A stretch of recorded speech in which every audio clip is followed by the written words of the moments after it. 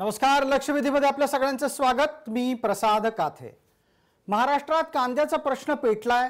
दिवाळीच्या पूर्वी कांद्यानं कोणत्या प्रकारे आणि काय भूमिका घ्यायची ते कदाचित ठरवलेलं असावं। कांद्यानं याचा अर्थ सध्या कांद्याचे भाव ठरवणाऱ्या व्यापाऱ्यांनी, या व्यापाऱ्यांच्या लिलाव बंद आंदोलनात हस्तक्षेप करण्यासाठी आणि लिलाव सुरू करण्यासाठी देशाचे माजी कृषी मंत्री शरद पवार नाशकात जाऊन आले। त्यांनी विनंती केली की लिलाव सुरू करा। सुरुवातीला व्यापारी ऐकतील असं वाटलं, पण अचानक त्यांनी भूमिका बदलली। आता फक्त आणि फक्त मुख्यमंत्र्यांशी चर्चा करूनच कांद्याचे लिलाव सुरू होतील अशी ताठर भूमिका या व्यापाऱ्यांनी घेतलेली आहे। केंद्र सरकारने सुरुवातीच्या काळात कांद्याच्या डिलिस्टिंग अर्थात सूचीतून वेगळं करणं आणि सूचीत घालणं अशा प्रकारचे दोन निर्णय घेतले।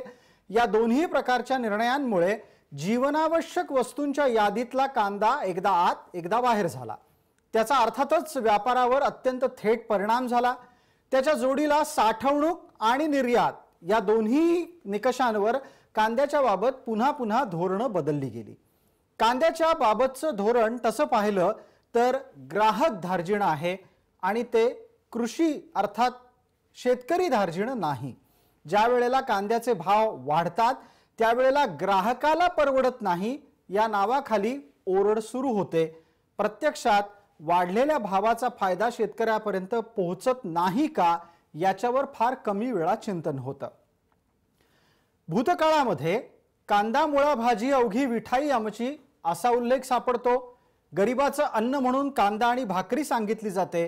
राजकारणातलं अत्यंत संवेदनशील पीक म्हणून कांद्याकडे पाहिलं जातं आणि अशाच कांद्याचं देशातलं भाव ठरवणारं केंद्र महाराष्ट्रात असतं आणि म्हणूनच कांद्याच्या विषयीची चर्चा महाराष्ट्राच्या सामाजिक, राजकीय आणि आर्थिक चक्राशी पूर्णतः अवलंबून आहे। आत्ताच्या घडीला कांद्याचा वांदा झालाय, कारण कांद्याचे लिलाव बंद आहेत, बाजारात तुटवडा सुरू झालाय, कांद्याचे दर 100च्या जवळ पोहोचू लागलेले आहेत। हे सगळं कोणामुळे घडतंय त्याची चर्चा करणं गरजेचं आहे। हे टाळता आलं असतं का याचीही चर्चा होईलच, पण त्याचबरोबर सगळ्यात महत्त्वाची गोष्ट अशीही की कांद्यासारखं पीक इतकं संवेदनशील आपण का बनवू दिलं आणि भविष्यात अशा प्रकारच्या ग्राहक केंद्रित धोरणांना वगळून कृषीची धोरणं शेतकरी केंद्रित होऊ शकणार आहेत का? आजचा लक्षवेधीचा विषय तोच, कांद्याचा वांदा।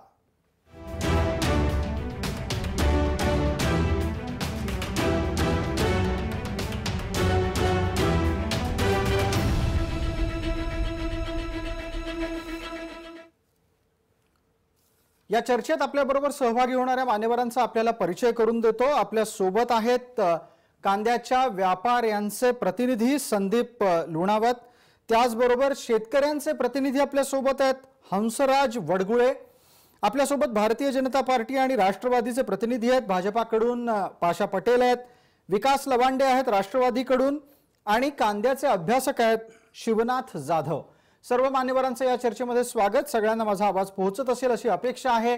शिवनाथ जाधव यांच्यापासून चर्चेची सुरुवात आपण करणार आहोत। शिवनाथ जाधव, आज जिल्हाधिकाऱ्यांच्या सोबत, नाशिकच्या जिल्हाधिकाऱ्यांच्या सोबत कांदा व्यापाऱ्यांची बैठक होणार होती। प्रश्न निवळतोय असं वाटत असताना अचानक कांदा व्यापाऱ्यांनी वेगळी भूमिका घेतली आणि आता मुख्यमंत्र्यांशीच बोलण्याचा त्यांचा आग्रह आहे। त्यानंतर महाराष्ट्राच्या मंत्रिमंडळात त्याची दखल घेतली गेली। महाराष्ट्राच्या मंत्रिमंडळानं असं ठरवलंय की होय, मुख्यमंत्री कांदा व्यापाऱ्यांशी बोलतील। ही भूमिका बदलण्याचं कारण काय? देशाचे माजी कृषी मंत्री काल नाशकात येऊन व्यापाऱ्यांना भेटून गेले आणि आता व्यापारी मुख्यमंत्र्यांच्या भेटीसाठी अडले आहेत असं चित्र महाराष्ट्रात निर्माण झालंय। आपण उत्तर द्यावं।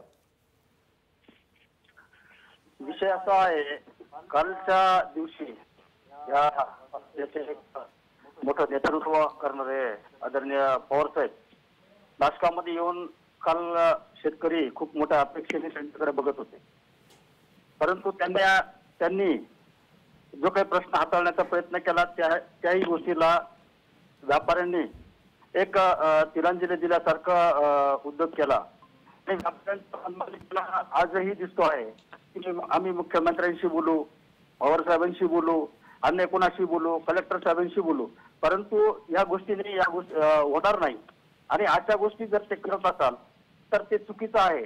व्यापाऱ्यांचा मनमानीपणा, निर्यात बंदी या सगळ्या गोष्टी असताना माझं मत असं आहे की केंद्र शासनाने जरी निर्यात बंदी या ठिकाणी केलेली असेल तर तीही योग्य अयोग्य तो नंतरचा प्रश्न आहे, परंतु बाजार समिती चालू ठेवण्यास या ठिकाणी हरकत नसावी. याचं कारण असं आहे तर तुम्हाला 25 टनापर्यंत जी काही बंदी घातली आहे तर ती 25 टनापर्यंतची एक फक्त त्याच्यात मुदत द्यावी, 5 दिवसाची 4 दिवसाची लोडिंग अनलोडिंग साठी किंवा ग्रेडिंग साठी जी काही आवश्यकता असते त्या दिवसाची तितकी फक्त मुदतीचा तो विषय त्यांनी मांडावा. इतर गोष्टी त्यांनी एकदम सुरळीत अशी बाजार समिती चालू ठेवावी असं आमचं मत आहे. परंतु त्यांचा मनमानीपणा आज किती दिवस चालेल याच्याशी शेतकरी नाडला गेलाय. शेतकऱ्याच्या डोक्यावरती उद्याची दिवाळी त्याच्या देखील बाळी आज सणाच्या निमित्ताने घडी येणार आहे. आणि शिवनाथजी, आताच्या घडीला कांद्याच्या व्यापाऱ्यांनी मुख्यमंत्र्यांशी बोलण्याचा आग्रह धरला आणि पवारांनी केलेली मध्यस्थी अयशस्वी ठरवली आहे असं तुम्ही आता संकेत स्वरूपात सांगता आहात. मुळात कोणत्या मुद्द्यांवर सर्वात जास्त संघर्ष होऊ पाहतोय? नाही, संघर्ष हा विषय खूप बाजूला आहे. हा अनाठाईपणा आहे हे मी पहिलेच सांगितलंय. विषय याच्यामध्ये असा आहे की केंद्र आणि राज्य यांचा राजकारणाचा जो विषय असेल त्याच्याशी आम्हाला मुळीच घेणं देणं नाही. आम्ही शेतकरी म्हणून आज आम्हाला नाडला जात आहे. याच्यातलं राजकारण बाजूला ठेवून आम्हाला कुठेतरी मोकळीक द्यावी असं आमचं म्हणणं राहील. आणि विषय त्याच्यामध्ये व्यापाऱ्यांचा जो विषय आहे खूप काही त्यांच्यासाठी वेगळं करताय अशातला मुळीच भाग नाही. परंतु जे काही निर्यातीचं धोरण ठरवलंय म्हणून साठी व्यापाऱ्यांचा विषय आहे. ठीक आहे, जे संदीप लुणावत यांना संधी देऊयात आपण, एकदा त्यांच्याकडून जाणून घेऊयात. संदीप लुणावतजी, काल देशाचे माजी कृषी मंत्री नाशकात आले, त्यांनी समजवायचा प्रयत्न केला आणि त्यांचं म्हणणं जवळपास ऐकलं जाईल असं वाटत असतानाच आता भूमिका बदललेली आहे असं वाटतंय का, आणि तसं म्हणावं का, हेही महत्वाचं. सगळ्यात महत्वाची गोष्ट म्हणजे हे जे चित्र रंगवण्यात येत आहे व्यापाऱ्यांनी मार्केट बंद केलं हे मुळात न पटण्यासारखं आहे. निर्यात बंदी केली किंवा स्टॉक लिमिट लावली हा गव्हर्नमेंटचा पूर्ण अधिकार आहे. आमचा विरोध ह्या कायदा का केला याला नाहीच. परंतु जर गव्हर्नमेंटने कायदा केला, एका महिन्याआधी गव्हर्नमेंटने इसेन्शियल कमोडिटी ऍक्ट मधनं कांदा काढला आणि सडनली शुक्रवारी त्यांनी स्टॉक लिमिट लावलं. याच्या आधी जेव्हा इसेन्शियल कमोडिटी मध्ये कांदा नसल्या कारणाने आणि देशावर एवढा उठाव नसल्या कारणाने प्रत्येक व्यापारी हा खरेदी करतच होता. आणि अचानक स्टॉक बंदी आल्यानंतर जर आमच्याकडे जर पहिलेचा माल पडलेला असेल त्या मालाची निकाशी न करता जर आम्ही नवीन माल घ्यायला लागलो तर तो 25 टनापेक्षा जास्त स्टॉक होईल आणि त्या कायद्याचं उल्लंघन होईल. या गोष्टीची व्यापाऱ्यांना म्हणजे संभ्रमात पडले का आपला नवीन माल जर घेत राहिलो आणि मागचा स्टॉक तसा राहिला तर सडनली असं आलं ना, असं तर नाही ना का कांदा एका दिवसात घेतला आणि लगेच घेतला भरून टाकला. कांद्याला जसं आमचा मेन प्रॉब्लेम काय, आम्ही जरी कांदा भरायचं जरी ठरवलं तर जिथे आम्ही होलसेल मार्केटला कांदा पाठवतो तिथल्या होलसेलर लोकांनी आम्हाला मनाई करताय की बाबा आमच्या हातात जो माल आहे आम्हाला 25 टनाच्या वरती स्टॉक ठेवता नाही तर तुम्ही माल पाठवू नका. या कारणास्तव गव्हर्नमेंटचं कायद्याचं उल्लंघन करता नाही आलं पाहिजे. या कारणास्तव व्यापाऱ्यांनी लिलावात सहभागी होणार नाही अशी भूमिका घेतली. ठीक आहे, तुमची भूमिका व्यवहारीय दृष्ट्या लक्षात आलेली आहे. संदीपजी, आपण सरळ सरळ असं म्हणता आहात की घेतलेला कांदा जर विकलाच जाणार नसेल तर नवीन कांदा घ्यायचा कशासाठी? एका वाक्यात तुमची ही भूमिका पोहोचली. पाशा पटेलांना विचारावं लागेल. पाशा पटेल, केंद्राच्याकडून कांद्याचं धोरण हे धरसोडीचं दिसतंय असं निरीक्षण शरद पवार यांनी मांडलं. आत्ताच्या घडीला व्यापारी पण सांगतायत की कांद्याच्या संदर्भातली भूमिका एक नाहीये आणि ती सातत्यानं बदलते. अर्थात पावसाच्या अनियमिततेमुळे नवं येणारं कांद्याचं पीक कमी असल्यामुळे बाजारात कांद्याची दरवाढ टाळण्यासाठी हा हस्तक्षेप केला गेला केंद्राकडून असं सांगितलं गेलं, पण प्रत्यक्षात त्याचे अपेक्षित परिणाम दिसत नाहीयेत. पाशा पटेल, शेतकरी आता कांदा जर बाजारात उतरवत नसेल तर ग्राहकाला चढ्या दरानं कांदा मिळणार आहे. शेतकऱ्याला फायदा होणार नाही, व्यापाऱ्याला फायदा होणार नाही, पैसे जाणार आहेत कुठे? नाही, एक गोष्ट लक्षात घ्या की केंद्र सरकारने काही याच्या संदर्भामध्ये धरसोडीचा काही निर्णय केलेला नाही. उलट कसं आहे की 50-60 वर्ष ज्या गोष्टीची मागणी होती की जीवनावश्यक वस्तूमधून कायदा काढा आणि स्टॉक लिमिट काढा, ह्या दोन गोष्टीची जी मागणी आम्ही करत होतो तीच केंद्र सरकारने ऐकली. पण एवढं मोठं रिस्की निर्णय केंद्र सरकारने केलं, करताना फक्त त्याच्यामध्ये 3 अटी टाकलेल्या आहेत. ती अट कुठली टाकलेली आहे की नैसर्गिक परिस्थिती, युद्धजन्य परिस्थिती आणि 50% पेक्षा जास्त दर, या 3 गोष्टी जर झाल्या तर या कायद्याचा उपयोग केंद्र सरकार पुन्हा करेल, अशा पद्धतीची ती अट टाकलेली. ती काही झाकून वगैरे काही केलेली नाही. पण मग पाशा पटेल, जीवनावश्यक वस्तूंच्या यादीत कांदा असतो आणि नसतो, साठवण बंदी असते आणि नसते, ही धोरणं सातत्यानं का बदलत राहिली आहेत कांद्याबाबत? आणि कांदा हा खऱ्या अर्थानं कळीचा मुद्दा आहे. नंबर 1, कांदा हे काय म्हणतो पेरिसेबल आयटम आहे. नंबर 2 आणि नंबर 3 फार कमी भागामध्ये तयार होतो. आणि नंबर 4 हे प्रत्येकाच्या जीवनामध्ये रोज थोडाच लागतो, पण प्रत्येकाला लागतो. खर तर कांद्यानं पोट भरत नाही, जिभेची चव बदलणारी वस्तू आहे, परंतु सगळ्याला लागते. म्हणून हे आयरनीवर ह्याचा मुद्दा आलेला आहे. खऱ्या अर्थाने याच्यामध्ये काय व्हावं लागणार आहे? खऱ्या अर्थानं हा प्रश्न त्या दिवशी मिटेल ज्या दिवशी पाशा पटेल यांचा संपर्क तुटलेला आहे असं दिसतंय. विकास लवांडे, माझा आवाज आपल्यापर्यंत येतोय का? नैसर्गिक संकटामुळे जर का समजा उत्पादनावर परिणाम होणार असेल आणि हे काही साठवून जास्त काळ साठवून ठेवण्याची क्षमता नाही, म्हणजे सगळ्यात मोठं म्हणजे माहितीये काय की जर ह्याला साठवून ठेवण्याची जर क्षमता आली असती, तंत्रज्ञानाचा उपयोग. पण पाशा पटेल, मग लिलाव बंद पडलेले आहेत, ते लिलाव सुरू कसे करायचे त्याचं उत्तर कोण देणार? पाशा पटेल. हा, नाही मान्य आहे ते की लिलाव बंद पडलेले आहेत, उत्तर कोण देणार? तर त्यांना बी समजूनच सांगावं लागणार आहे, सरकारने समजून सांगावं लागणार आहे, सरकार मधल्या लोकांनी समजून सांगावं लागणार आहे. कुठल्या सरकारने समजवायचं पाशा भाऊ? कुठल्या सरकारनं समजवायचं? आमच्या म्हणजे केंद्रातल्याही सरकारने सांगावं लागणार आहे आणि राज्यातल्याही सरकारने सांगावं लागणार आहे. मग इथेच व्यापाऱ्यांचे प्रतिनिधी बसले, त्यांना थेट सांगा. त्यांना मुद्दा पटत नाहीये ना. त्यांनी काय मुद्दा उपस्थित केला तो तुम्ही ऐकलात. ते म्हणालात की तुम्ही 25 टनापेक्षा जास्त कांद्याची साठवणूक करू देणार नसाल, आणि जर समजा कांदा विकला जात नसेल तर करायचं काय? घ्यायचा कशाला नवीन कांदा? नाही, माझी एक गोष्ट आहे का की व्यापाऱ्याचं म्हणणं चुकीचं आहे असं मी म्हणू शकत नाही. बर, काही तांत्रिक कारणांमुळे पाशा पटेलांचा आवाज ये जा करतोय मध्ये. पण विकास लवांडेंना परत एकदा मी विचारतो, विकासजी आवाज येतोय माझा आपल्यापर्यंत? कदाचित त्यांच्याहीपर्यंत आवाज पोहोचत नाही. आपल्यासोबत इतरही मान्यवर आहेत. विकासजी, माझा आवाज पोहोचलाय वाटतं आपल्यापर्यंत? पोहोचतोय, तुमचा आवाज येतोय. अच्छा, मी आपल्याला प्रश्न मगाशीही विचारणार होतो, आता परत एकदा आपण संपर्क प्रस्थापित झाल्यामुळे जोडले गेलात. कांद्याच्या बाबतीत धरसोडीचं धोरण आहे. कांद्याचं सध्याचं धोरण हे ना व्यापारी धार्जिण, ना शेतकरी धार्जिण, ना ग्राहक धार्जिण आहे. थोडक्यात कांदा वाऱ्यावर सोडलाय अशी स्थिती आहे. पवार साहेबांनी हस्तक्षेपाचा प्रयत्न केला, प्रकरण सुटतंय असं पाहत असतानाच अचानक परिस्थिती चिघळली आहे. आत्ताच्या घडीला केंद्राचं धोरण चुकतंय की राज्यात धोरण निश्चितीच नाहीये कांद्याबाबत? विकास लवांडे. नाही प्रसादजी, पाशाजी एक मिनिट, विकास लवांडे उत्तर देतात. विकासजींचं उत्तर झाल्यावर पाशाजी आपल्याकडे येतो परत. विकासजी, आपण बोला. हा मुद्दा असा आहे की आपण जे म्हणालात की कांद्याचं धोरण, प्रथमतः मला नम्रपणाने सांगायचं आपल्याला आणि महाराष्ट्राला सगळ्या माहिती आहे की कुठल्याही शेतमालाचं आयात निर्यात धोरण ठरवण्याचा संपूर्ण अधिकार हा केंद्र सरकारकडे असतो, हा राज्य सरकारचा अधिकार नाही. आपल्या केंद्र सरकारने 13 सप्टेंबर रोजी अचानकपणे, कुठलीही परिस्थिती नसताना, कुठलीही गरज नसताना, कुठलीही निर्यातदारांना व्यापाऱ्यांना पूर्वकल्पना न देता अचानकपणे, जशी नोटबंदी अचानक केली गेली तशा पद्धतीने निर्यात बंदी केली गेली.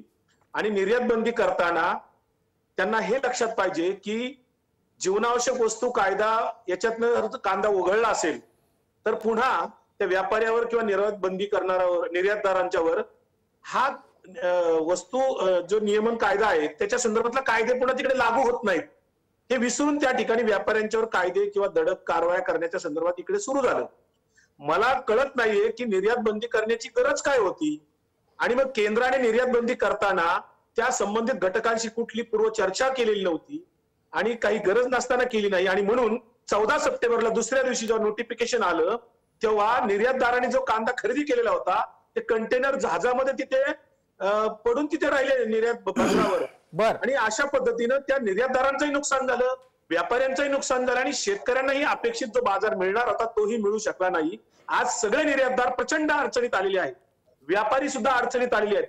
पाशा भाऊ आता जे बोलत होते, पाशाबाई, की मी व्यापाऱ्यांचं म्हणणं चुकीचं असं म्हणणार नाही, बरोबर आहे हे पण म्हणत नाहीत ते. आणि मग केंद्राच्या संदर्भातली निष्ठुर भूमिका, केंद्र सरकारचे कृषी मंत्री असतील, आयात निर्यात जे पणन मंत्री असतात ते त्याच्यामध्ये वाणिज्य मंत्री लक्ष देत नाहीत. आणि म्हणून पवार साहेबांनी शेतकऱ्यांच्या हितासाठी आणि एकंदरीत कांद्याच्या प्रश्नावर सोडवणूक करण्यासाठी प्रयत्न केला.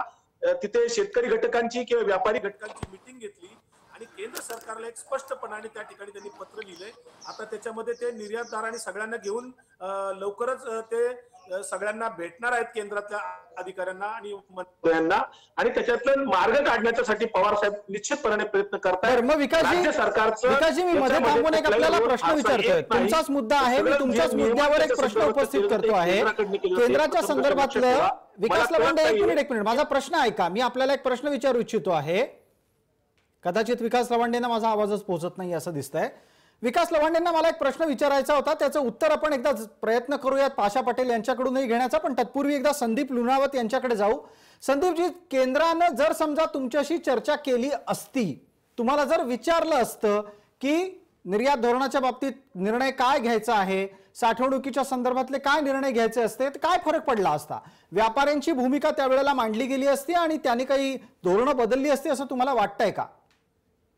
110% फरक पडला असता. आतापर्यंत मागील 2 वर्षात जेव्हाही निर्यात बंदी झालेली आहे तर केंद्राकडनं कोणत्या पथकाकडनं निर्यातदारांची आजपर्यंत कोणती चर्चाच केलेली नाही. मुळात म्हणजे हे जे भाव काही झालेले होते, आज इंटरनॅशनल मार्केटला आपल्या भारतामध्ये जे कांद्याचे जे भाव वाढलेले आहेत हे निर्यातीमुळे वाढलेला आहे. हा जो समज आहे हा 100% चुकीचा आहे. कांदा हा जो व्यवसाय हा डिमांड सप्लायचा व्यवसाय आहे आणि कांद्याचं पीक हे निसर्गावर अवलंबून असतं. या वर्षी सुरुवातीला 4 महिने कांद्याचे भाव 8 ते 10 रुपये किलो होते. शेतकऱ्यांचे मालाला अजिबात भाव मिळत नव्हता. सडनली साऊथ इंडियामध्ये, दक्षिण भारतामध्ये पावसाचं प्रमाण खूप जास्त झाल्या कारणाने अचानक या मालाला तिकडचा माल सोडला, त्याच्यामुळे मागणी वाढली. आणि ज्या वेळेस एक्सपोर्ट बंद झालं त्यावेळेस मी म्हणतो कोणत्या एजन्सीने यांना असा मेसेज दिलेला आहे, त्यावेळेस जे भाव भारतात होते त्या भावामध्ये कोणत्याही परकीय देशांनी आपला माल घेतलाच नसता. मुळात हा जो केंद्र सरकारचा जो समज आहे तर निर्यात बंदी केली म्हणजे कांद्याचे भाव कोसळणार, किंवा तुम्हाला स्टॉक लिमिट आणलं का कांद्याचे भाव कोसळणार. म्हणजे आमच्या व्यापाऱ्यांच्या मते पण मग या मुद्द्यावर एकदा शेतकऱ्यांशी ही चर्चा गरजेची आहे. आपल्यासोबत शेतकऱ्यांचे प्रतिनिधी या नात्यानं हंसराज वडगुळे आहेत. हंसराजजी, माझा आवाज येतोय आपल्यापर्यंत? अच्छा, हंसराजजी, ज्या पद्धतीनं आता व्यापारी म्हणतात की आम्ही लिलावात सहभागी होणार नाही, कारण जर झालो तर कांद्याची साठवणूक वाढेल, कांद्याची साठवणूक वाढली तर नियमभंग होईल आणि कायदेशीर कारवाई होईल, याचा आता शेतकऱ्यांना थेट नुकसानीतला काय प्रकार अनुभवायला येतोय? नाही, शेतकरी भरडला जातोय याच्यामध्ये, मी स्पष्टपणे सांगतोय तुम्हाला. आणि त्यासाठीच आता हा जी काही परिस्थिती तयार झाली त्यासाठी आदरणीय पवार साहेब या ठिकाणी काल आलेले होते. त्यांनीही आवाहन केलेलं आहे, त्यांनी व्यापाऱ्यांना सांगितलेलं आहे की तुम्ही तातडीनं मार्केट कमिटी सुरू केली पाहिजे. पण मी आपलं एक याच्याकडे लक्ष वेधतो की केंद्र सरकारची जी धोरणं आहे, मगापासून आपण जे धोरणांचा उल्लेख करतात, केंद्र सरकारची धोरणं काय ते मी आपल्या निदर्शनात आणतो. एका बाजूला स्वदेशीचा नारा दिलाय, एका बाजूला आत्मनिर्भर व्हा असं सांगतायत, एका बाजूला बी व्होकल फॉर दी लोकल व्हा म्हणतायत, एका बाजूला बी व्होकल फॉर दी लोकल व्हायचं, एका बाजूला सांगतात की उत्पादन दुप्पट करा. आता तुम्हाला सांगतो, आम्ही कांदा पिकवला, आम्ही आत्मनिर्भर झालो, आम्ही आमचा स्वदेशी कांदा, आणि त्याच्यावरती यांनी निर्यात बंदी लावली.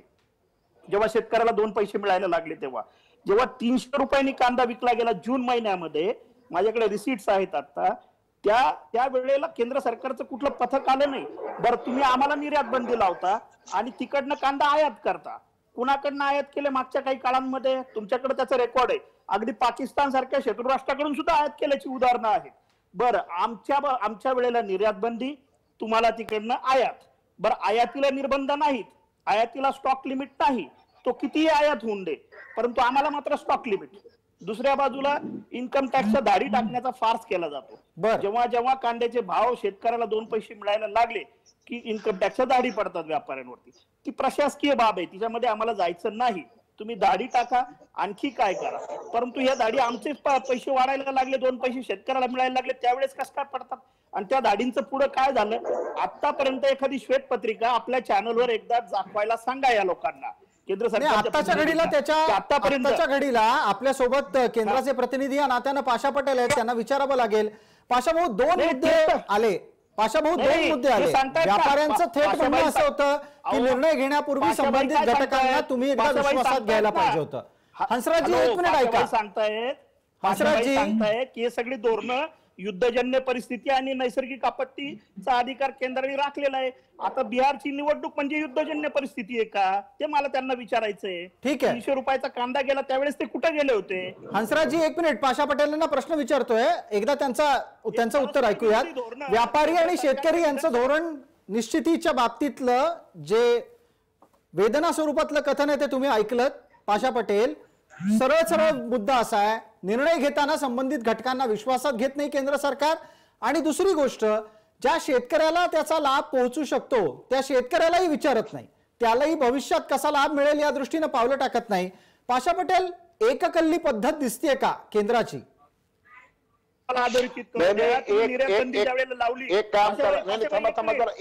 ऐका भाषाबाई, मला एक पूर्ण करू द्या माझं.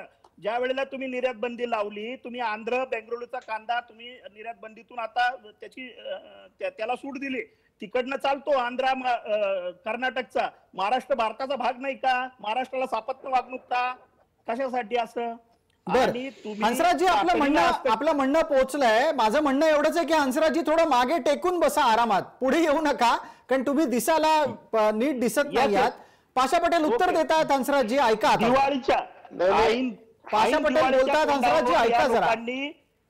ऐन दिवाळीच्या तोंडावर जी परिस्थिती जी झालेली आहे, हे कधी त्याच्यामध्ये सुधार करणार?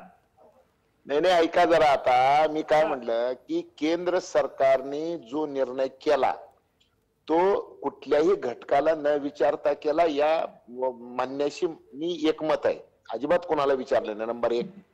नंबर 2, हा निर्णय पाशा पटेल, जर न विचारता निर्णय होत असतील तर त्याच्या नुकसानीची जबाबदारी पण मग केंद्रानं घ्यावी ना. अहो मला बोलू तर द्या ना. बरं, ठीक आहे, बोलू तर द्या ना. बोला पाशा भाऊ, बोला. की हे झालं का? मी न करू शकत नाही. झालं ना, मान्य आहे ना. आम्ही पियुष गोयल साहेबांना बोललो, मी बोललो, देवेंद्र फडणवीस जी बोलले, चंद्रकांत दादा पाटील बोलले. आम्हाला ज्यांना शक्य होतं आम्ही त्या सगळ्यांना सांगितलं. गडकरी साहेबांना सांगितलं, सगळ्यांना सांगितलं. हे सगळं सांगितल्यानंतर अधिकाऱ्यांनी काय उत्तर दिले आम्हाला आणि सरकारला? अधिकाऱ्यांनी उत्तर असं दिलं की गेल्या वर्षी याच तिमाहीमध्ये 8 मिलियन टन एक्सपोर्ट झालं होतं. या वर्षी त्या तिमाहीमध्ये 12 मिलियन टन एक्सपोर्ट झालेलं आहे. नंबर 1. नंबर 2, पुढच्या पावसामुळे देशातला सगळा खरीपाचा कांदा गेलेला आहे आणि गेल्या वर्षाचा स्टॉक मधल्या कांद्याचे 40% तो खराब झालेला आहे. या 2 गोष्टी सांगितल्या. आणि बाजारातल्या दराच्या संदर्भामध्ये होलसेल मध्ये 37% आणि रिटेल मध्ये 43% वाढ झालेली आहे. अशा सगळ्या परिस्थितीमध्ये म्हणजे मग कसं की ही सगळी परिस्थिती त्यांनी केंद्रामध्ये सांगितली, अन्न नागरी पुरवठा मंत्रालयाला, आणि अन्न नागरी पुरवठा मंत्र्यांनी वाणिज्य मंत्रालयाला सांगितलं. त्यांना वाटलं की आता काहीतरी भयानक होणार आहे. आणि मग ह्या सगळी हे जे झालं ते करू नका म्हणून आम्ही सांगितलं. आणि दुसरं एक गोष्ट सांगितलं की आता कोणीतरी बोलताना सांगितलं होतं की हे सगळं म्हणजे महाराष्ट्राच्या केंद्रामध्ये अहो राजकारण करू नका. जरा ऐकून घ्या ना. नुसतं ऐकून घ्या ना. तुम्हाला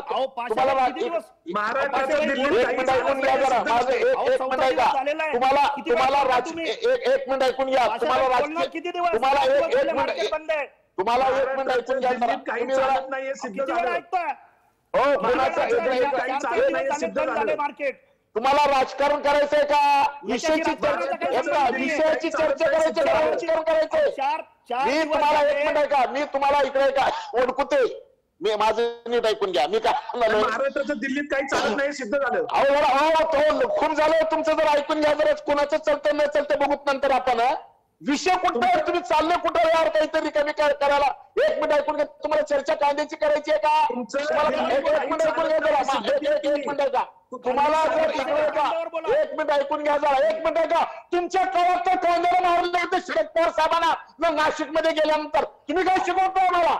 तुमच्या काळात काय झालं होतं? एक मिनिट, तुम्ही मी म्हणायचं नाही. एक मिनिट ऐकून घ्या, एक मिनिट ऐकून घ्या जरा. शेतकरी एक मिनिट ऐका जरा, एक मिनिट ऐका, एक मिनिट ऐकून घ्या जरा.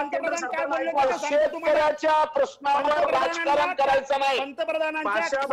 मी काय म्हणतो जरा ऐकून घ्या जरा, एक मिनिट ऐका, एक सेकंद ऐकून घ्या. तुम्ही इकडे का माझा वेळ आहे, तुम्ही मी तुमच्या वेळामध्ये इकडे का. कुठे साहेब त्या दोघांना समजून सांगा. पाशा भाऊ ठीक आहे, पाशा पटेल बोलत असताना मी बोलत नव्हतो. थांबा जरा, एक मिनिट. आता या चर्चेत मलाच हस्तक्षेप करायला लागेल, सगळ्यांचाच आवाज दाबावा लागेल याच्यासाठी, कारण हे जर असंच आपण एकाला एक विरोध तात्काळ करत राहिलो तर कुठलाच मुद्दा पोहोचणार नाही. पाशा भाऊ एक मिनिट ऐका जरा. पाशा भाऊ माझं म्हणणं ऐका, तुमचा आवाज बंद केला आहे, तुम्ही बोलून उपयोग नाही. पाशा भाऊंना हा विषय पोहोचला पाहिजे. पाशा भाऊ तुम्हाला उत्तर द्यायची संधी दिली होती, तुम्ही भूमिका अशी मांडलीत पुरेसं एक्सपोर्ट झालेलं होतं. दुसरी गोष्ट, पावसामुळे शेतीचं बीज म्हणजे कांद्याचं बीज संपल्यामुळे भविष्यात येणारा कांदा कमी झालेला होता. परिणामस्वरूप देशात कांद्याची अभूतपूर्व टंचाई निर्माण होण्याची भीती व्यक्त झाली. पाशा भाऊ ऐका एक मिनिट, मला वाटतं कदाचित ही दोन्ही माणसं अशीच जर बोलत राहिली तर हा विषय पुढे जाणार नाहीये. फेडर अप करायचे तर ऑडिओचे, आपल्याला त्यांच्यापर्यंत हा विषय पोहोचला पाहिजे असं माझं म्हणणं आहे. 40 वर्ष समजून सांगणार आहे का तुम्ही? पाशा भाऊ मी 2 वेळा त्यांना सांगितलं, ते गप्प बसले होते, तुम्ही ऐकत नाही. पद्धत समजून सांगताय का तुम्ही? पाशा भाऊ मी त्यांना 2दा सांगितलं, समजून सांगताय का? पाशा भाऊ ते 2दा शांत बसले, तुम्ही गप्प बसत नाही आहात. कुठे साहेब या लोकांना चर्चेची पद्धत समजून सांगताय का जरा? पाशा पटेल हस्तक्षेप करताय का? पाशा पटेल मी 2दा केला हस्तक्षेप, मी तुम्हाला सांगतोय, मी तुम्हाला वेळ देतोय, माझा ऐका. पाशा पटेल आवाज आला? पाशा पटेल बोलणार आहेत, पाशा पटेल बोलणार आहेत. मी त्यांचा मुद्दा सुद्धा मांडला. मी शेतकरी प्रतिनिधी त्याचबरोबर आपले विकासराव लवांडे तिथे त्यांना विनंती करतो थोडं थांबा, तुमच्यापर्यंत येतोय, तुमचा राग उद्वेग लक्षात घेतोय. पाशा पटेल तुम्ही मांडलेला मुद्दा प्रसादजी, मी विकासजी देतो संधी. विकासजी एक मिनिट प्लीज. पाशा भाऊ तुमचा मुद्दा पोहोचलेला आहे. केंद्रानं न विचारता निर्णय घेतला, त्यांना भीती होती की भविष्यामध्ये कांद्याची अभूतपूर्व टंचाई भारतामध्ये येईल आणि दर वाढले तर पुन्हा कांदा राजकीय दृष्ट्या संवेदनशील असल्यानं केंद्राची डोकेदुखी वाढेल. ठीक आहे सगळं, मुद्दा कुठे उपस्थित राहतो? देशाचे कांद्याचे भाव ठरवणारं महाराष्ट्रातले भारतीय जनता पार्टीचे प्रतिनिधी या नात्याने तुम्ही केंद्राला सांगता, केंद्र पुढे काही करत नाही. केंद्रानं केलं काय? तुम्ही म्हणताय ना न विचारता निर्णय घेतला, तुम्ही जाऊन सल्ला दिला, केंद्र पुढे काय करतंय ते सांगा पाशा भाऊ. नाही एक मिनिट ऐकून घ्या. अशा परिस्थितीमध्ये ज्यावेळेस हे सगळं झालं त्यावेळेस बांगलादेशच्या बॉर्डरवर आणि बाकीच्या पोर्टवर कांदा जे पडलेला होता, आम्ही पुन्हा रिक्वेस्ट केली की बाबा किमान एक काम करा, हे जे बॉर्डरवर जे गेलेला कांदा आहे ते तरी थांबवू नका, ह्याला तर निर्यात ह्याला तुम्ही जाऊ द्या. आणि मग सरकारने 3 दिवसामध्ये आमचं ऐकलं आणि सरकारने ही गोष्ट ऐकली आणि या सगळ्या गोष्टीची प्रक्रिया पूर्ण झाली, कांदा परदेशामध्ये गेला. विषय असा आहे की हा प्रश्न कधी मिटणार आहे? हा प्रश्न मी असं सांगू का की ज्या काळामध्ये शरद पवार साहेब केंद्रीय कृषी मंत्री असताना काय कशा पद्धतीने MAP 700 रुपये लागली, कशा पद्धतीनं एका वसंतदादा सहकारी साखर कारखान्याच्या एका कार्यक्रमाला पवार साहेब गेल्यानंतर नाशिक जिल्ह्यातल्या शेतकऱ्यांनी कांद्यानं मारलं, या सगळ्या गोष्टी सांगत बसू का?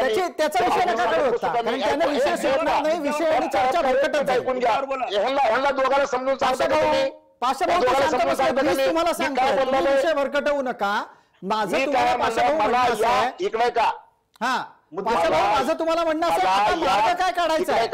दरम्यान एक आक्षेप ऐका पाशा भाऊ ऐका जरा. तुमच्या एका मुद्द्याला व्यापाऱ्यांनी आक्षेप नोंदवलाय. तुम्ही असं म्हणालात ना की निर्यात होण्यासाठी बंदरावर पोहोचलेला कांदा जाऊ द्यावा किंवा सीमा भागात पोहोचलेला कांदा जाऊ द्यावा हा निर्णय घेतला गेला, याच्यावर संदीपजींचा आक्षेप आहे. संदीपजी खरं काय घडलं होतं? पाशा साहेब तुम्हाला एक गोष्ट सांगू इच्छितो का, ज्यावेळेस ही निर्यात बंदी झाली आम्ही अनंत ठिकाणी अप्रोच व्हायचा प्रयत्न केला. नाशिकच्या मान्य खासदार भारतीताईंनी बऱ्याच वेळा तिथं हे पाठपुरावा केला आम्ही स्वतः फडणवीस साहेबांना भेटलो, परंतु ज्या कंटेनरचा लिओ झालेला होता त्याच कंटेनरला त्यांनी परवानगी दिलेली आहे.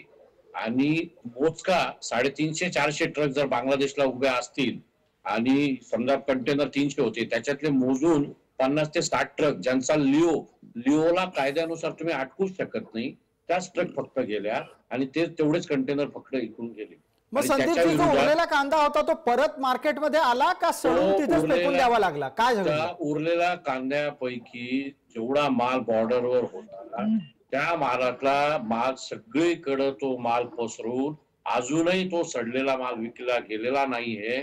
तुम्ही आताही पश्चिम बंगालच्या मार्केटला फोन लावा, गोजाडांगा बॉर्डर जवळील सिलिगुडी, कलकत्ता, माल तो डम्पिंग झालेला आहे. व्यापाऱ्यांचे करोडो रुपये गेलेले आहेत. आम्ही खूप प्रयत्न केला पण आम्हाला शेवटपर्यंत कोणताही रिस्पॉन्स मिळाला नाही. एक पटकन विकास लवांडे आणि त्याच्याच बरोबर आपल्यासोबत शिवनाथजी आहेत, दोघांना संधी देणार आहे, 1-1 मिनिट प्रत्येकी आहे. मला विकासराव, जर समजा आत्ता शरद पवार कृषी मंत्री असते तर काय घडलं असतं?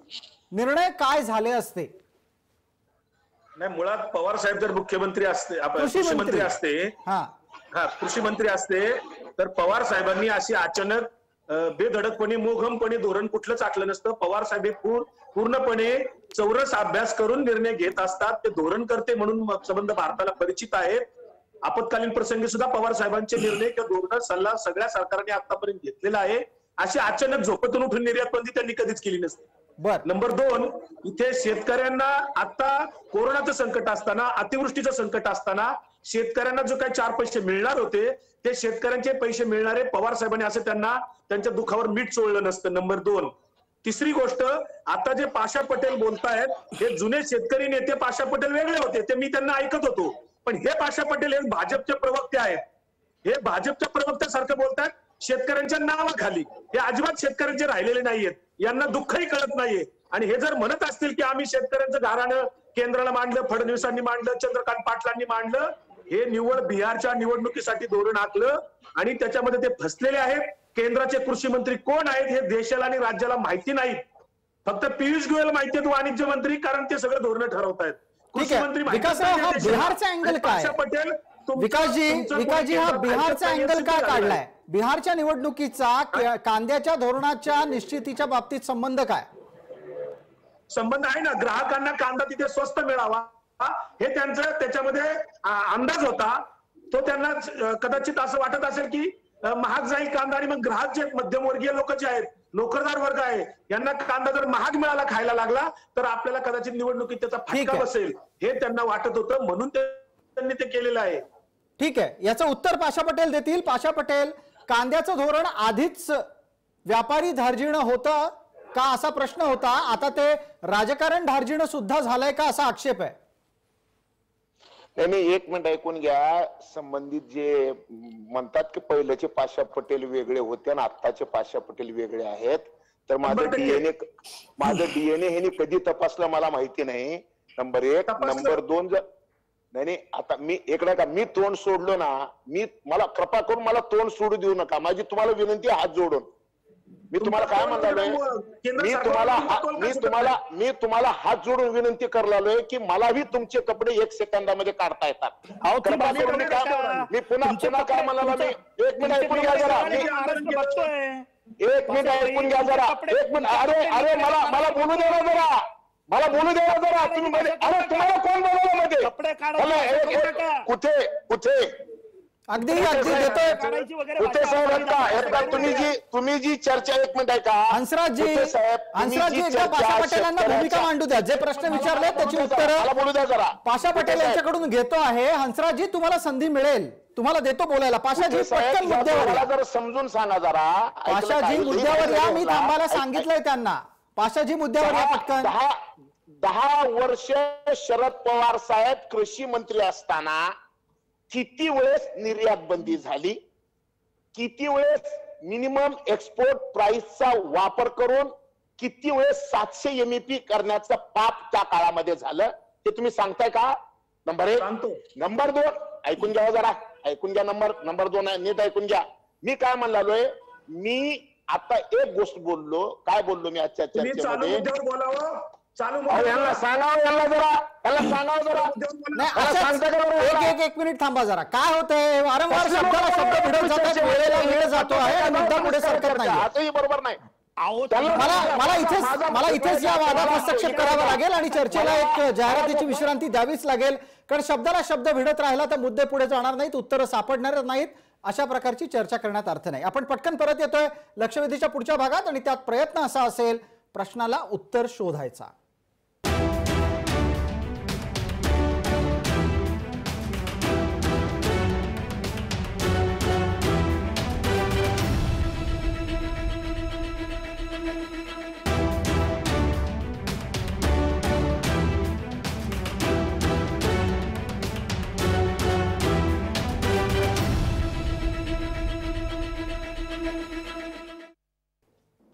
नमस्कार. लक्षवेधीच्या भागात आपल्या सगळ्यांचं स्वागत. लक्षवेधीच्या दुसऱ्या भागामध्ये आपण उत्तर शोधण्याचा प्रयत्न करणार आहोत. आपल्यासोबत कांद्याच्या संदर्भातले विविध मान्यवर आहेत, शेतकरी प्रतिनिधी आहेत, व्यापारी प्रतिनिधी आहेत, राजकीय प्रवक्ते आहेत आणि तसंच या विषयाचे अभ्यासक पण आहेत. कांद्याच्या संदर्भातल्या चर्चेच्या पहिल्या टप्प्यात असंच लक्षात आलं की कांद्या संदर्भातले कुठलेही निर्णय हे मग सत्तेत कोण आहे याच्यावर अवलंबून नसतात. सत्ता आपल्याच पद्धतीने राबवली जाते आणि प्रसंगी निर्णय विचारात संबंधितांना न घेता होतात. आत्ताची मुख्य तक्रार हीच आहे. भारतीय जनता पार्टीच्या प्रतिनिधी या नात्यानं पाशा पटेलांनी केंद्रानं घेतलेले निर्णय कोणालाही विचारून घेतले नाहीत हे मान्य केलेलं आहे. त्याच्यावरून झालेला वादही आपण पाहिला. पण आता आपल्याला उत्तरं हवी आहेत. मला पहिली संधी शिवनाथजी जाधव यांना द्यायची आहे. शिवनाथजी, कांद्याचा प्रश्न आता भावाच्या अनुषंगानेही चढा दिसतोय. कांद्याचा तुटवडा आणि चढते दर हे कायम राहिले तर दिवाळीतली परिस्थिती काय असेल?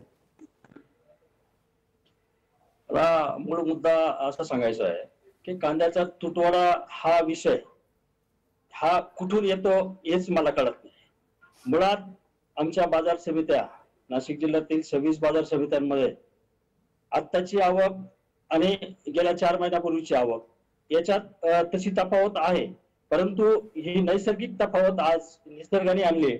जी नैसर्गिक आपत्ती इतर राज्यांमध्ये अतिवृष्टी झाली त्याच्यामुळं जो काही खरीपाचा कांदा होता, रब्बीचा कांदा नव्याने त्यांची लागवड होती, तो सगळा नुकसान झालं आणि त्याच्यामुळं ही परिस्थिती या ठिकाणी ओढवली गेली.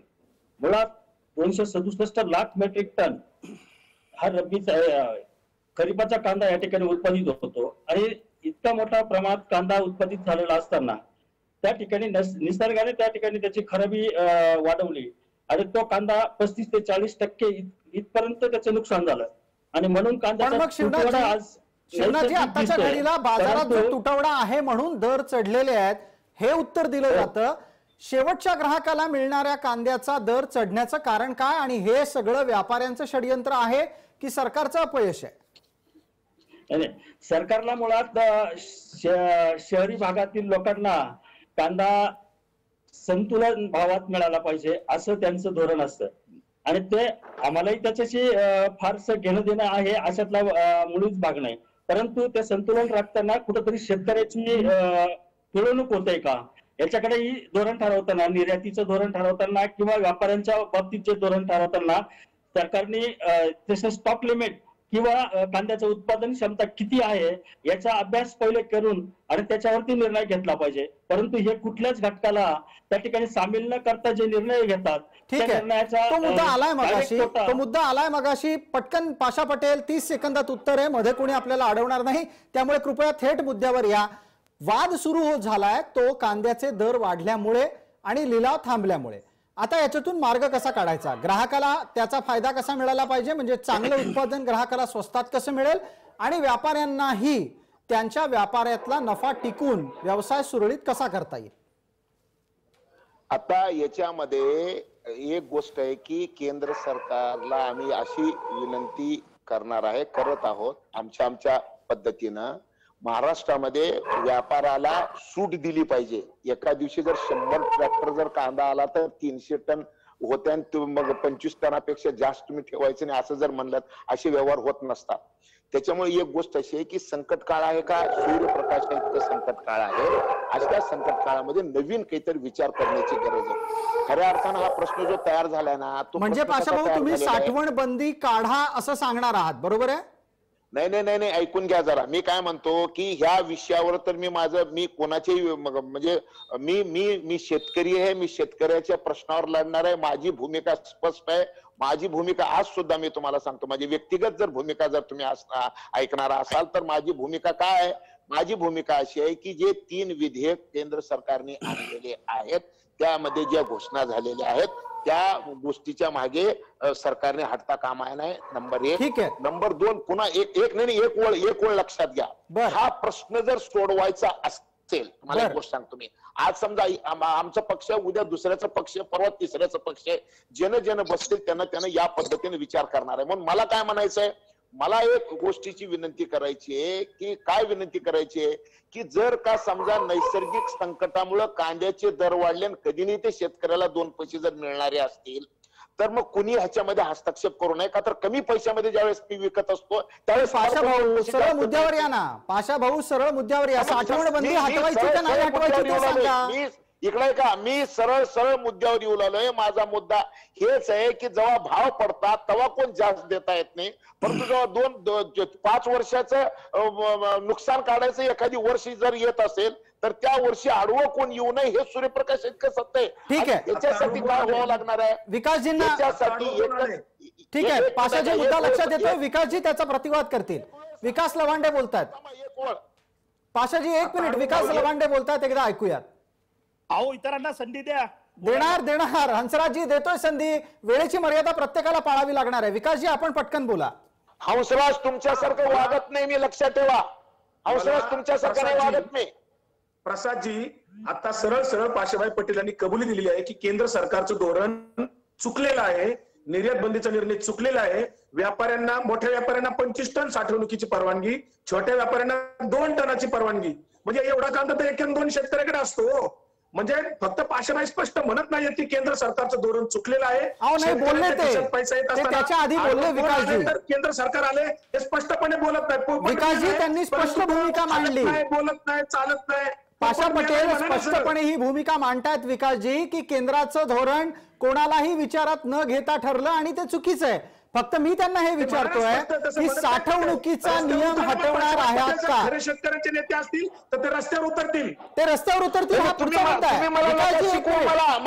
मी कुठं उतरायचं, तुम्ही कधी कुठं उतरलेलं मी तर बघितलं नाही महाराष्ट्रामध्ये, पण मला महाराष्ट्रानं बघितलेलं आहे काय काय केलं ते. म्हणूनच म्हणलं मी काय जर केंद्राचा निर्णय काय म्हणलं तुम्ही मला नाही 1 मिनिट तुम्ही मला शिकवायच्या भानगडीत पडूच नका. मी काय म्हणाला 1 मिनिट ऐकून घ्या. तुम्ही कधी इकडे का तुम्ही कुठं शेतकऱ्याच्या प्रश्नावर पडले मला माहित नाही. तुम्ही कुठं शेतकऱ्याच्या प्रश्नावर तुम्ही रस्त्यावर उतरलेला आहे. महाराष्ट्राने तुमचा चेहरा आज बघितलाय. त्याच्यामुळे तुम्ही 1 मिनिट ऐकून घ्या. तुम्ही शेतकऱ्यासाठी किती काट्या खाल्ल्या, शेतकऱ्यासाठी किती रस्त्यावर उतरले, तुम्ही शेतकऱ्याची किती प्रश्न मांडलेले आहेत कुणालाही माहिती नाही. तुम्ही आज उठून तुम्ही काहीतरी बोलायला सुरुवात केली. बरं ठीक आहे. भारतीय जनता पार्टी आणि राष्ट्रवादीच्या प्रवक्त्यांना विनंती आहे कृपया थांबा. आता शेतकरी काय बोलतोय ते ऐकणार आहोत.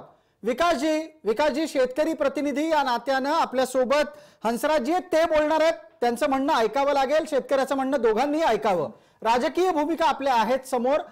एका बाजूला साठवण बंदीच्या संदर्भातला मी प्रश्न पाशाभाईंना विचारला, त्याचं उत्तर थेट मिळालेलं नाहीये. अपेक्षित हे आहे. विकासजी आता थांबा ना. हंसराज बाडगुळेंना प्रश्न विचारतोय, हंसराजजी बोलणार आहेत. साठवण बंदी हटणार की नाही याचं उत्तर सापडत नाही. हंसराजजी मला एक सांगा, जीवनावश्यक वस्तूंच्या यादीत कांदा असला पाहिजे की नसला पाहिजे? जरा 1 मिनिट ऐकून घ्या. जरा 1 मिनिट ऐका. एक सेकंद कुठेजी मला देतो संधी. पाशा भाऊ संधी देतो. हंसराजी बोलतात एकदा, आता त्यांचं ऐका. कुते साहेब मी बोलतो आहे, मला बोलायला दिलं पाहिजे तुम्ही. हॅलो, तुम्हालाच दिलंय हंसराजजी, बोला.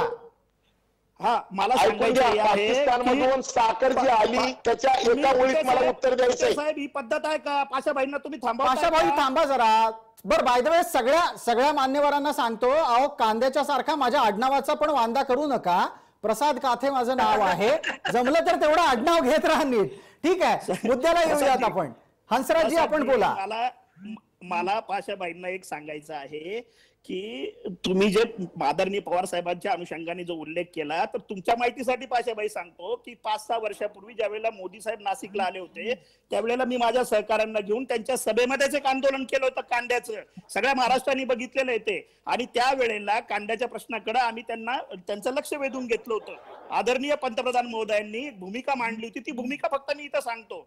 ती भूमिका अशी होती की मी कांद्याचं सॅटेलाइट सर्वेक्षण करेल, दुसरी गोष्ट कांद्याची प्रक्रिया उद्योग नाशिकला देईल, तिसरी गोष्ट मी कोक सारख्या आंतरराष्ट्रीय कंपन्यांसोबत कांदा भुकटीच्या प्रकल्पांबाबत बोलेल आणि अत्यंत आधुनिक तंत्रज्ञानाचा वापर करून वेगवेगळे वेअर हाऊसेस देऊन कांदा शेतकऱ्याला न्याय देईल. हे हंसराजी फार अत्यंत महत्त्वाचा मुद्दा आपण काढला. ऐका हंसराजी, आपण चांगला मुद्दा काढला. त्या अनुषंगाने मला विचारायचा आहे प्रश्न, तुम्हालाच विचारायचा आहे. हंसराजी, मी असा प्रश्न तुम्हालाच विचारतो की कांद्याच्या संदर्भातले प्रक्रिया उद्योग जर समजा वेळेत आले असते तर आजची परिस्थिती उद्भवली नसती का? गेल्या 5 वर्षात चित्र बदलता आलं असतं का केंद्राला? अहो, निश्चित बदलता आलं असतं. केंद्रात हे काय रॉकेट सायन्स आहे का? केंद्र सरकारची मानसिकता पाहिजे. निश्चित कांद्याचं धोरण आखलं जाणार नाही का? कांद्याचं धोरण आखलं जाईल ना, पण केंद्र सरकारची मानसिकता असली पाहिजे. बरं, केंद्रात हे राज्य या बाबतीतल्या आयात निर्यातीचे धोरण असतील किंवा हे सगळी जी धोरणं आहेत ही केंद्र सरकारच्या पातळीवरती ठरतात, ती राज्याच्या पातळीवर ठरत नाही. इन्कम टॅक्सच्या दाढी ज्या पडल्या, इन्कम टॅक्सला कोणी आदेशित केलं? हंसराजी, मग एक शेतकरी म्हणून जीवनावश्यक वस्तूंच्या यादीत कांदा हवा की नको याचं उत्तर तुम्हीही नाही दिलं. मी 6 महिन्यापूर्वीच सांगितलं की त्या वगळण्याचा फायदा काय? जेव्हा तुम्ही असा आश्रय काढाल की जेव्हा तुमची निवडणूक समोर आली, अहो सोयीनुसार जर कायदे वापरणार असाल तर कसले लेबल्स लावतोय आम्ही जीवनावश्यक वस्तूंचे? ठीक आहे हंसराजी, तुमच्या या मुद्द्यावर पाशा पटेलांना विचारावं लागेल. पाशा पटेल, साठवणूक बंदी आणि जीवनावश्यक वस्तूंची यादी या दोन्ही मुद्द्यावर तुमची स्पष्ट भूमिका समोर येत नाहीये. नाही कुठे साहेब, थांबा हंसराज थांबा जरा.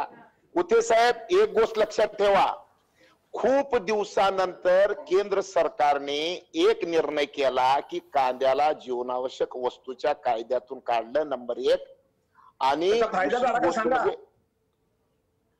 अहो तुम्ही आगाऊपणा नका करू ना, जरा शांत बसा ना यार.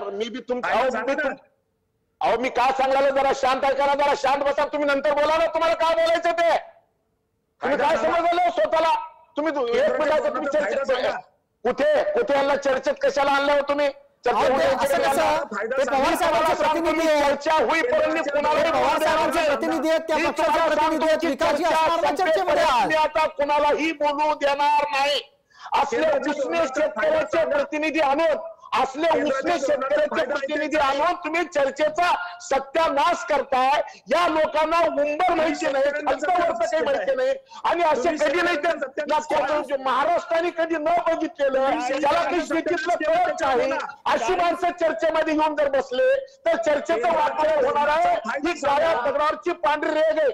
मी सांगतो तुम्हाला, जेव्हा शेतीचा अर्थ, अरे मी काय म्हणालो, ही चुकलेली ज्या गोष्टी बिघडलेल्या आहेत त्या गोष्टी जर सुधारायच्या असतील तर चर्चा अशी केल्यानं प्रश्न सुटणार नाही. विकासजी थांबा. पाशा पटेल, तुम्ही पण मुद्द्याला चटकन स्पर्श करत नाही. पाशाबाईंना चिडवू नका विकासजी, त्यांना पटकन राग येतोय आज. विकासजी थांबा जरा, पाशाबाई उत्तर द्या. कुठली पद्धत आहे तुमची? अरे मी काय म्हणतो, मला माहितीये ना, मला या महाराष्ट्रामध्ये शेतकऱ्याच्या कांद्याच्या प्रश्नावर कोण कोण लाट्या खाल्ल्या, कोण कोण जेलमध्ये गेले, हे सगळ्याची यादी मला माहितीये. आणि तुम्ही आता आज येऊन म्हणजे तुम्ही दुसऱ्याला बोलू देत नाही आणि आपल्याला तर काही कळत नाही. पद्धत आहे का तुमची? ऐकून घ्या, मी काय म्हणालो की या लोकांना चर्चा होऊ द्यायची नाही. या लोकांना चर्चा होऊ द्यायची नाही, आपण त्यांना शांत करूया नाही. आणि तुम्ही पण मुद्द्यावर लवकर या. तुम्ही त्यांच्या हस्तक्षेपाकडे लक्ष नका देऊ. पाशा पटेल, उत्तरावर या पटकन. साठवणूक बंदी आणि जीवनावश्यक वस्तूंच्या यादीतला कांद्याचा समावेश. ही पद्धत आहे का तुमची? आपण थांबवलंय.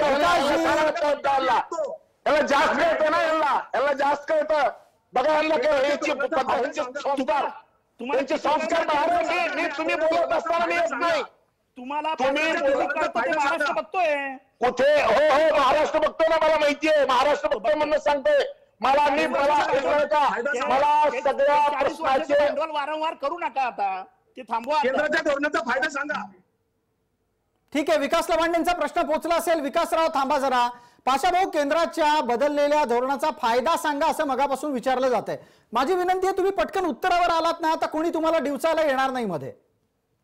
नाही, मी काय म्हणतो की 60 वर्षानंतर पहिल्यांदा केंद्राच्या आताच्या धोरणाचा फायदा सांगा, आताच्या मुद्द्यावर बोला.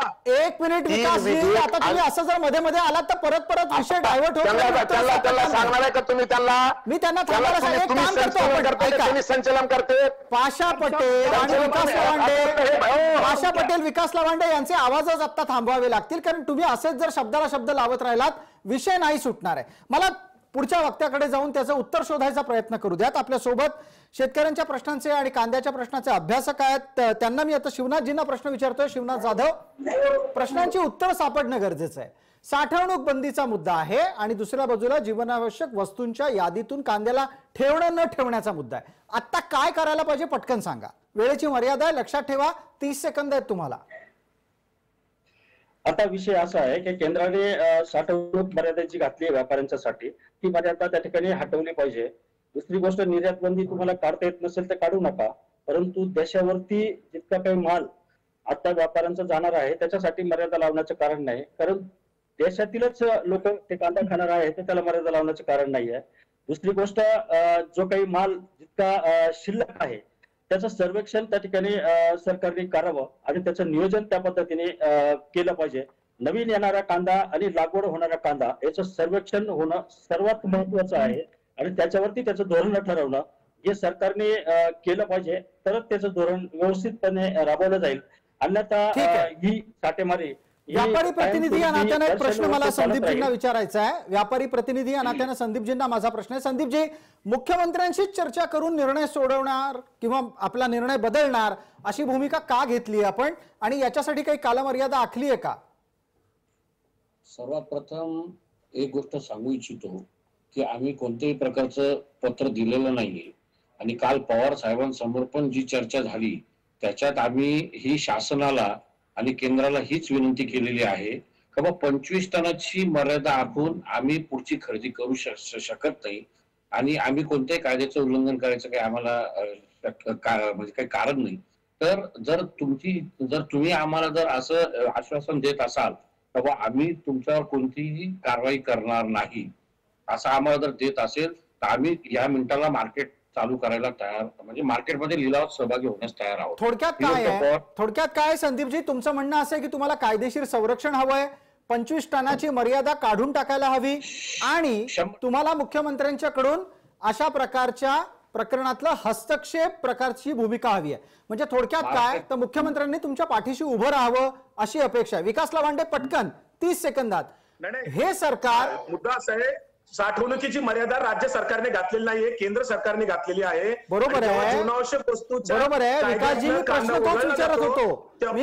तोच विचारत होतो. विकासजी, व्यापारी म्हणतात मुख्यमंत्र्यांनी पाठीशी उभं राहावं म्हणजे केंद्राशी संवाद करावा, हे होणार आहे का? ते करणार ना, ते करणारच आहेत. ते पवार साहेब स्वतः नेतृत्व करतायत, केंद्राकडे प्रश्न घेऊन जाणार आहेत. परंतु जेव्हा जीवनावश्यक वस्तूच्या कायद्यातनं कांदा वगळला आहे तेव्हा त्याच्या अनुषंगाने जे कायदे आहेत ते कायदे लागू होत नाहीत. केंद्र हे सुमोटो कायदे बेकायदेशीररित्या वापरत आहे. ठीक आहे, मुद्दा लक्षात आला. शेवटचा प्रश्न आहे, चर्चेला वेळेची मर्यादा आहे. पाशा पटेल उत्तर देणार आहेत. पाशा पटेल, शरद पवारांच्या नेतृत्वात कांद्याचा प्रश्न सुटणार आहे का? त्यांनी प्रश्न असा आहे की केंद्र, एक मिनिट लक्षात घ्या, सध्याची नैसर्गिक परिस्थिती कांद्याची बघितली तर येते 4 महिने कांद्याचा तुटवडा देशात राहणार आहे. ही परिस्थिती आता बदलण्याची सुतराम शक्यता नाही का, तर मशीन लावून काही कांदे तयार होत नाहीत. नंबर 1, आता जे म्हणजे उन्हाळ कांद्याच्या संदर्भामध्ये सुद्धा आता एक नवीन भीती तयार झालेली आहे. म्हणजे रोपवाटिकेमधले रोप यावर्षी एकतर महाग आहेत आणि बऱ्याच ठिकाणचे रोप खराब झालेले आहेत. ही भयान परिस्थिती आहे सध्याची. आणि अशा परिस्थितीमध्ये मला असं वाटतं की 4 महिन्यामध्ये ही परिस्थिती कोणीही सुधरू शकत नाही असं माझं मत आहे.